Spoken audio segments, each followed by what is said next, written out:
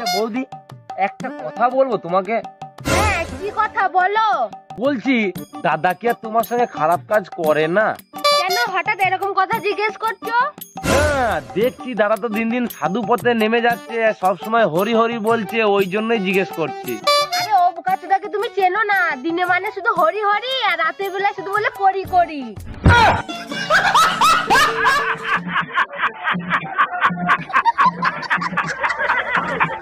পানি খাওয়ার দোয়াটা কি আপনি জানেন? যদি না জানেন তাহলে শিখে নিন এবং ভিডিওটি শেয়ার করে অন্যকে জানিয়ে দিন, এতে আপনারও অনেক ছোয়াব হবে। সুবহানাল্লাহ। দোয়াটি হলো ওয়া শাক্কাহুম রাব্বুহুম সারাবান তাহুরা।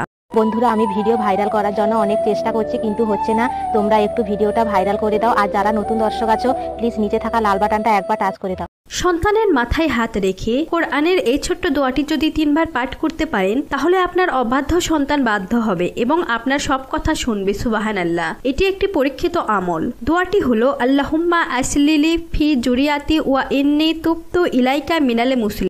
ঘরের দরজায় হাত রেখে এই দোয়াটি প্রতিদিন 7 বার করে পাঠ করুন। আপনার ঘরে টাকা পয়সার অভাব হবে না, টাকা পয়সা আসতেই থাকবে এবং কোনো বিপদ আপদ আসবে না। আপনার রোজগারে প্রচুর বরকত হবে, আয় হবে। দোয়াটি হলো বিসমিল্লাহ তাওয়াক্কালতু আলাল্লাহি লা হাওলা ওয়ালা কুওয়াতা ইল্লা বিল্লাহ। ভিডিওটি ভালো লাগলে সবাই বেশি বেশি শেয়ার করে দিবেন।